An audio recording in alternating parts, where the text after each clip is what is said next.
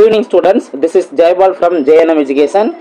12th first unit நம்ம start பண்ணிட்டோம். அதில் வீடியோஸ்லாம் ப்ரீவியஸாக கொடுத்துருக்குது, அது எல்லாமே பாருங்கள். ரீசெண்டாக கூலும்ஸ் லா கொடுத்துருந்தோம். கூலும் ஃபோர்ஸ் என்ன ஃபார்முலா வரும் அப்படிங்கிறத பார்த்துருந்தோம். ஸோ அந்த ஃபார்முலாவை அப்ளை பண்ணுற மாதிரி ஒரு ப்ராப்ளம்ங்கிறது இருக்குது. Example problem 1.2. ஓகேவா? இப்போ ஃபர்ஸ்ட் ரிவைஸ் பண்ணிக்கோங்க. கூலும்ஸ் லா அப்படிங்கிறத நம்ம என்ன பார்த்துருந்தோம்? F is equal to 1/4/epsilon0. அதை நம்ம Kங்கிற கான்ஸ்டண்டாக வச்சுக்கலாம். Q1 Q2 divided by R square அப்படிங்கிற பார்த்துருந்தோம். ஓகேவா? ஸோ அப்போ இந்த ஃபார்முலால இருந்து நீங்கள் என்ன விஷயம் தெரிஞ்சுக்கணும்?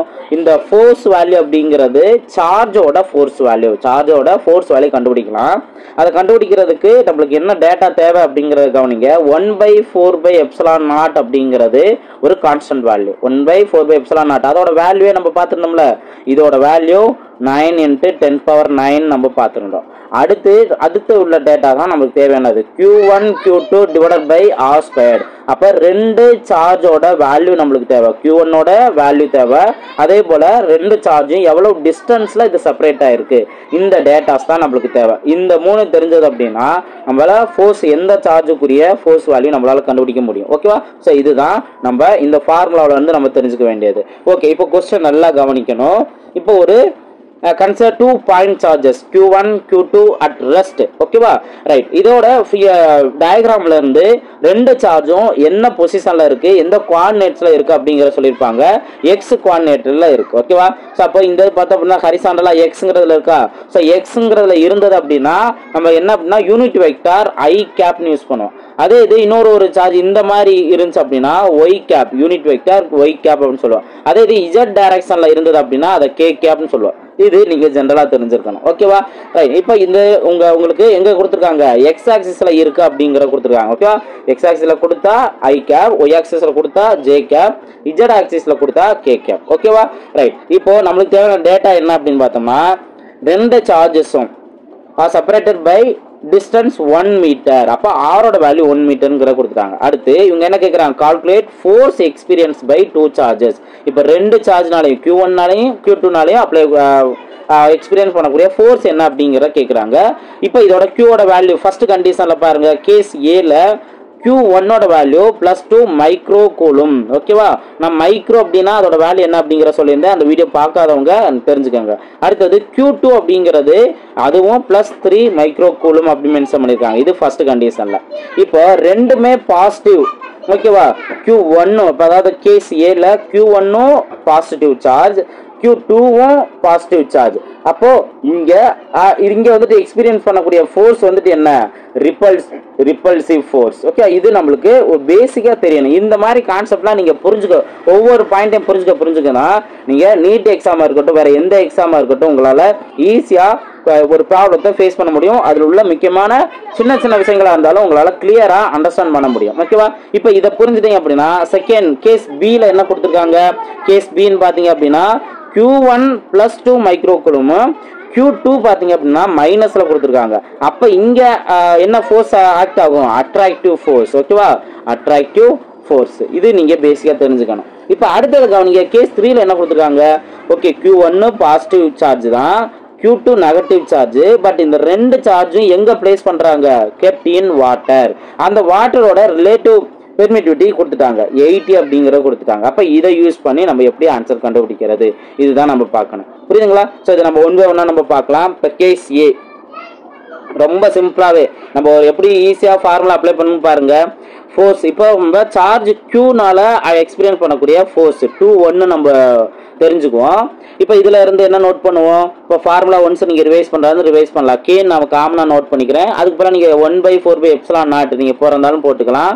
அடுத்தது Q1 Q2 divided by R squared. ஓகேவா? அதே போல யூனிட் வெக்டார்ங்கிறது என்ன நோட் பண்ணுவோம்? இங்க 2 1 நோட் பண்ணா இங்க 1 2 நம்ம நோட் பண்ணுவோம். இதவே நம்ம லாஸ்ட்ல என்னன்னு மாத்திக்குவோம்? I கேப்னு மாத்திக்குவோம். ஏன் I கேப் மாத்துவோம்? அங்க x ஆக்சிஸ்ல தான் ரெண்டு சார்ஜ் இருக்கு. ரைட். இப்போ K ஓட வேல்யூ என்ன? 9 × 10⁹. அடுத்து ஒரு சார்ஜோட வேல்யூ Q1 +2 மைக்ரோ கூலும் சொல்லிட்டாங்க. அப்ப ரெண்டு நோட் பண்ணிடுறேன். மைக்ரோ கூலும் கூட வேல்யூ என்ன? 10⁻⁻6. இன்ட்டு Q2 வேல்யூ அதுவும் 3 தான். இதுவும் மைக்ரோ கூலுமோட வேல்யூ என்ன, மைக்ரோவோட வேல்யூ 10 பவர் -6. இதுதான் நீங்க நோட் பண்ண வேண்டியது. டிவைட்ல 1 தான் வரும், ஏன்னா டிஸ்டன்ஸ் 1 மீட்டர் தான். அப்போ மீட்டர்ல இருந்துச்சு அப்படின்னா எந்த சேஞ்சஸும் பண்ண தேவையில்ல. அப்போ டிவைட்ல 1 அப்படிங்கிறதா இருக்கும். இப்போ இது எப்படி சிம்பிளை பண்ணலாங்கிறத கவனிங்க. ஃபர்ஸ்ட் இந்த 10 பவர்ல இந்த வேல்யூ மைனஸ்ல இருக்கு, இந்த வேல்யூ மைனஸ்ல இருக்கு. அப்போ மைனஸ்ல இருந்துச்சு அப்படின்னா ரெண்டையும் ஆட் பண்ணிக்கலாம். ஆட் பண்ணிட்டோம் அப்படின்னா நம்மளுக்கு 10 பவர் -12 வரும். -6 -12 வரும். இப்போ இந்த -12 இருந்து இந்த 10 பவர் +9 மைனஸ் பண்ற மாதிரி இருக்கும். ஓகேவா? அப்போ ரிமைனிங் என்ன இருக்கும், 10 பவர் -3 தான் இருக்கும். 12ல 9 ஒன்ஸ்னா பேலன்ஸ் 3 தானே, ஆனால் அந்த 12ங்கிறது மைனஸ் இருக்கனால -3 நோட் பண்ணிடுவோம். ஓகே, அப்போ 9 - 12 -3 அப்படிங்கிறத நம்ம கண்டுபிடிச்சோம். இன்னி நீங்க டைரக்டா நம்பர்ஸ் மட்டும் மல்டிபிள் பண்ணாவே போதும். 2 3 6 6 54. ஓகே, 2 × 3 6 6 × 9 54. அப்போ 54 × 10 பவர் -3 அப்படிங்கிறதா இந்த Q2ல எக்ஸ்பீரியன்ஸ் பண்ணக்கூடிய ஃபோர்ஸ் வேல்யூ. Q2 சார்ஜ்ங்கிறது எக்ஸ்பீரியன்ஸ் பண்ணக்கூடிய ஃபோர்ஸ். இப்போ இதில் நீங்கள் என்ன நோட் பண்ணுவீங்க, ஐ கேப் நோட் பண்ணுவீங்க. நெக்ஸ்ட் ஃபோர்ஸோட யூனிட் என்ன, ஃபோர்ஸோட யூனிட் நியூட்டன். இதுதான் இங்கே F21ஓட வேல்யூ. இப்போ நீங்கள் ஒரு பாயிண்ட் தெரிஞ்சிருப்பீங்க, என்ன அப்படின்னா F21ல என்ன ஃபோர்ஸ் ஆக்ட் ஆகுது, அதாவது சார்ஜ் Q2ல என்ன ஃபோர்ஸ் ஆக்ட் ஆகுதோ அதே தான் சார்ஜ் Q1லையும் ஆக்ட் ஆகும். But equal and opposite. Newton's third law obey பண்ணும் அப்படிங்கிற சொல்லியிருக்கோமா. ஸோ அதை இம்பார்ட்டன்ட் ஆஸ்பெக்ட்ல நீங்க கிளியரா தெரிஞ்சுக்குவீங்க. அப்போ F12 அப்படின்னு பார்த்தோம்னா நம்ம ஒரு ஃபார்முலா நம்ம பாக்ஸ் பண்ணி பார்த்துருந்தோம். F21 என்ன ஃபோர்ஸ் இருக்கோ அதே ஃபோர்ஸ் தான் இருக்கும், பட் ஈக்குவல் அண்ட் ஆப்போசிட் அப்படிங்கிறத நம்ம பார்த்துருந்தோம். இதுதான் நியூட்டன்ஸ் தேர்ட் லா ஒபே பண்ணுங்கிறத நம்ம பார்த்துருந்தோம். அதே போல தான் இங்கேயும் Q1ல என்ன ஃபோர்ஸ் ஆக்ட் ஆகும், -54. இதே ஃபோர்ஸ் வேல்யூ தான், ஆனால் மைனஸ்ல -54 × 10 பவர் -3 ஐ கேப். இங்கே நான் ஜே நோட் பண்ணிட்டேன்னா ஐ கேப் நியூட்டன். ஓகே, ஃபோர்ஸோட வேல்யூ நியூட்டன். இதுதான் Q1 எக்ஸ்பீரியன்ஸ் பண்ணக்கூடிய ஃபோர்ஸ். அப்போ இந்த சார்ஜ் வேல்யூ நம்ம கண்டுபிடிச்சிட்டோமா, கிளியரா நீங்க புரிஞ்சுக்கணும். ஓகேவா? இப்போ இதே இதுதான் சிமிலர், என்ன அவங்க வேல்யூ மட்டும் மாத்திருக்காங்க. என்னங்கிறத பார்க்கலாமா. இப்போ செகண்ட் கேஸ்னா பி. அங்க என்ன ஜஸ்ட் அந்த சிம்பிள் மட்டும் மாறுது. ஓகேவா? Q1 பிளஸ்ல இருக்கு, Q2 மைனஸ்ல இருக்கு. இது கேஸ் பி. கேஸ் பில பார்த்தோம் அப்படின்னா Q1 + 2 மைக்ரோ கூலும். அதே இது Q2 பார்த்தோம்னா -3 micro coulomb. Okay, micro coulomb. Okay, இதுல ஆரோட வேல்யூ நம்மளுக்கு தெரியும் 1 மீட்டர் தான். இதுல எந்த சேஞ்சஸுமே இல்லை, ரெண்டுமே எக்ஸ் ஆக்சிஸ்ல தான் இருக்கு. அப்போ ஃபோர்ஸ்ங்கிறது என்ன இருக்கும், ஃபர்ஸ்ட் F21 அப்படின்னு நம்ம எடுத்துட்டோம்னா எப்பயும் போல 9 × 10 பவர் 9 இன்ட்டு ஃபர்ஸ்ட் இது 2 × 10 பவர் -6. அடுத்து இப்போ நீங்க இதுல தெளிவா, அதாவது 1 by 1 நீங்க தனித்தனியா எழுதணும்னு அவசியம் இல்லை. உங்களுக்கு நான் ஃபர்ஸ்ட் டைம் சொல்றதுனால தான் தனியாக நோட் பண்றேன். இது மைனஸ்ல நோட் பண்ற மாதிரி இருக்குல்ல, Q2 × 10 power -6. Okay, -6 divided by 1 metre. அப்போ உங்களுக்கு 1 ஸ்கொயர்டு எதாக இருந்தாலும் வேல்யூ 1 தான். இப்போ இங்க எப்பயும் போல தான் இப்போ செகண்ட் சார்ஜ் பார்த்தோம்னா எக்ஸ்பீரியன்ஸ் பண்ணக்கூடிய ஃபோர்ஸ் இங்க நம்ம மைனஸ்ல, அதாவது பிளஸ்ல கிடைச்சா இங்க பார்த்தோம் அப்படின்னா நமக்கு மைனஸ்ல கிடைக்கும். அதே போல இங்க வந்துட்டு என்ன ரிப்பல்சிவ் ஃபோர்ஸ் ஆக்ட் ஆகுமா, ரெண்டுமே பிளஸ் அப்படிங்கறனால ரிப்பல்சிவ் ஃபோர்ஸ்ங்கிறது ஆக்ட் ஆகும். அதே இங்க நீங்க பாத்தீங்கன்னா அட்ராக்டிவ் ஃபோர்ஸ் தான் ஆக்ட் ஆகும். சார்ஜ் Q2ல -54 × 10 பவர் -3 நியூட்டன், அதாவது ஐ கேப் நியூட்டன். இது செகண்ட் சார்ஜ்ல ஆக்ட் ஆகக்கூடிய ஃபோர்ஸ் வேல்யூ. ஓகே, இது அதே வேல்யூ தானே வரும், பிளஸ் மைனஸ் வந்துருக்கு. ஒரு பிளஸ் வேல்யூ இன்னொரு மைனஸ் வேல்யூல இருக்கு.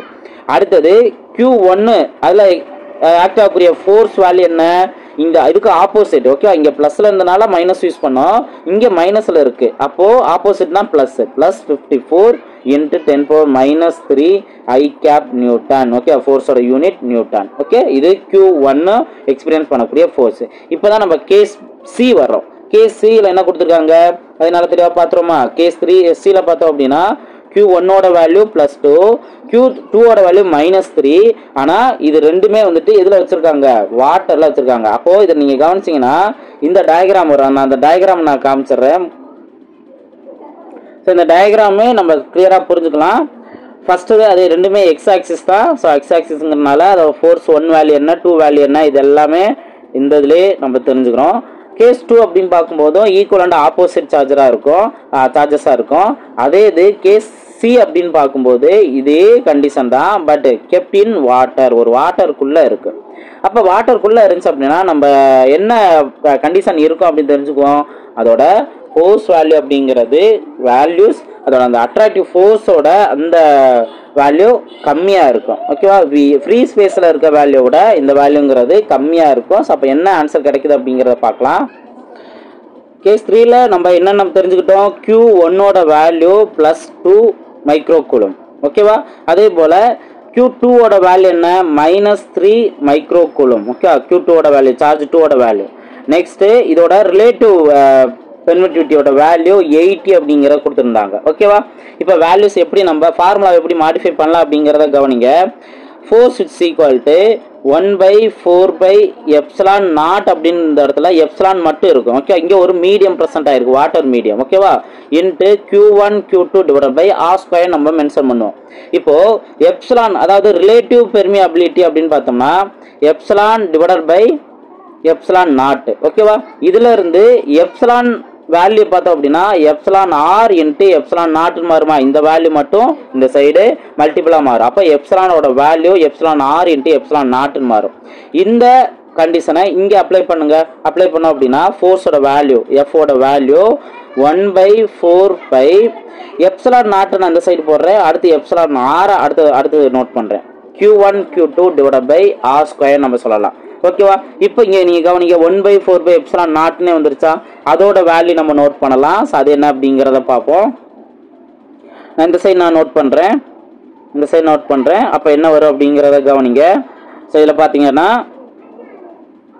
ஃபர்ஸ்ட் எஃபோட வேல்யூ அதாவது செகண்ட் சார்ஜ்னால F21 அப்படின்னு பார்த்தோம்னா அதுக்கு ஆப்போசிட்டாக மாறிடுமா? அப்போ இங்கே என்ன வரும்? 1/4π அப்படிங்கிறப்பெல்லாம் 9 × 10⁹ அப்படின்னு வரும். டிவைடட் பை இந்த வேல்யூ பார்த்தோம் அப்படின்னா எப்சிலான் ஆர் மட்டும் இருக்கும். ஏன்னா இந்த வேல்யூ தான் நம்ம 9 × 10⁹ பார்த்துட்டோம். கீழே எப்சிலான் ஆர் மட்டும் இருக்கும். அதே போல் Q1 Q2 divided by R² அப்படிங்கிறது இருக்கும். ஓகேவா? இப்போ இதை வேல்யூஸ்லாம் பார்த்தோம்னா எப்பயும் போல் இந்த இதுக்கு நம்ம என்ன கண்டுபிடிச்சிருந்தோம்? அதாவது +2ம் -3 நம்ம அப்ளை பண்ணியிருக்கும் போது -54 × 10⁻³ நியூட்டன் அப்படிங்கிறத I cap நியூட்டன் அப்படின்னு நம்ம பார்த்துருந்தோம். இப்போ இந்த நம்பரோட நம்ம எப்சிலான் ஆரோட வேல்யூ மட்டும் டிவைட் பண்ணால் போதும். எப்சிலான் ஆரோட வேல்யூ என்ன? 80. இதை மட்டும் சிம்பிளை பண்ணால் போதும். இப்போ நீங்கள் கவனிங்க. அப்போ -54 இருக்குது டிவைடட் பை 18 இருக்குது. இதை எப்படி நீங்கள் சால்வ் பண்ணுறோம் அப்படின்னா 2ஆலே நீங்கள் டிவைட் பண்ண 6 8ஆலே நீங்கள் டிவைட் பண்ணாலும் இங்கே ஒரு 0 சேர்க்கணும். ஏன்னா 54 80 அடங்காது. அப்போது 0. இங்கே பார்த்தோம் அப்படின்னா 6 8 48. அப்போ 480 வருமா? 6 8 48. 2ஆலே நீங்கள் அடிச்சு கொடுத்தீங்க அப்படின்னா இங்கே என்ன வரும்? 40 அப்படின்னு வந்துடும். இங்கே 2 7 0. ஓகேவா? இப்போ நீங்கள் பாருங்க. சப்போஸ் 0 இருந்து 1 நாள் 4 அதாவது 1 4 6 24 வருமா? 27ல் 24 ஒன்ஸா பேலன்ஸ் 3. அப்போ 30ன்னு இருக்கும். 30ல் இப்போ இங்கே 4 அந்த 0வே நம்ம கேன்சல் பண்ணிடுறோம். அப்போ என்ன வரும்? அர்த்தம் 30னா 7 28 பேலன்ஸ் 2 20ன்னு வருமா? 20ல் நம்ம 4 அப்படின்னு பார்த்தோம்னா 5 20. ஓகே, அப்போ 0.675 இதில் மைனஸ்லாம் நம்மளுக்கு கிடைச்சது. அப்போ ஆன்சர் பார்த்தோம்னா -0.675 × 10⁻³ I cap நியூட்டன். இதுதான் ஃபர்ஸ்ட் சார்ஜ் ஆக்ட் ஆகக்கூடியது. ஃபர்ஸ்ட் சார்ஜில் ஆக்ட் ஆகக்கூடிய ஃபோர்ஸ். அதே செகண்ட் அப்படிங்கிற போது இதுக்கு அப்படியே ஆப்போசிட்டாக மாறும் அப்படிங்கிற நம்ம தெரிஞ்சுட்டோமா? ஸோ இதுதான். ஸோ இந்த ப்ராப்ளம் பார்த்தோம்னா 3 ப்ராப்ளம் நம்ம தனித்தனியாக இண்டிவிஜுவலாக பார்த்தது மாதிரி அர்த்தம். ஸோ கேஸ் 1 என்ன, கேஸ் 2 என்ன, கேஸ் 3 என்ன அப்படிங்கிறத நல்லா தெளிவாக தெரிஞ்சுக்கிட்டோம். ஸோ அதெல்லாம் நல்லா கவனமாக நோட் பண்ணுங்க. ஜஸ்ட் ஒரு ப்ராக்டிஸ் பண்ணுங்க. அப்போதான் உங்களுக்கு இந்த மாதிரி சார்ஜ் கான்செப்ட்ல எந்த கொஸ்டின் கேட்டாலும் உங்களால் ஈஸியாக ஆன்சர் கண்டுபிடிக்க முடியும். நெக்ஸ்ட் அதோட மீடியத்தோட வேல்யூ மட்டும் மாற்றுவாங்க. இங்கே வாட்டரோட மீடியம் வேல்யூங்கிறத ரிலேட்டிவ் பெர்மிட்டி அந்த வேல்யூ கொடுத்துருக்காங்களா, அதே போல தான் வேற ஏதாவது ஒரு வேல்யூ கொடுத்துட்டு இதோட ஃபோர்ஸ் வேல்யூ என்ன அப்படிங்கிற கேட்கலாம். ஃபோர்ஸ் வேல்யூ ஏதாவது வேல்யூ கொடுத்து ஏதாவது சார்ஜ் வேல்யூ கொடுத்து இன்னொரு சார்ஜோட வேல்யூ கேட்கலாம். அப்போ அந்த டேட்டாஸை அவங்க மாற்றி இங்கே கொஸ்டின் கேட்பாங்க. ஈஸியாக நம்ம ஆன்சர் கண்டுபிடிச்சலாம். ஓகேங்களா? நல்லா ப்ராக்டிஸ் பண்ணுங்க. நெக்ஸ்ட் வீடியோவில் மீட் பண்ணலாம். கொஞ்சம் சவுண்டு கொஞ்சம் சின்ன குழந்தை பக்கத்தில் இருக்கனால கொஞ்சம் சவுண்டு வந்துட்டு தான் இருக்கும். கொஞ்சம் அட்ஜஸ்ட் பண்ணிக்கோங்க. நம்ம கவனமாக ப்ராக்டிஸ் பண்ணலாம். ஓகேங்களா? ஸோ அடுத்த வீடியோவில் மீட் பண்ணலாம். தேங்க்யூ.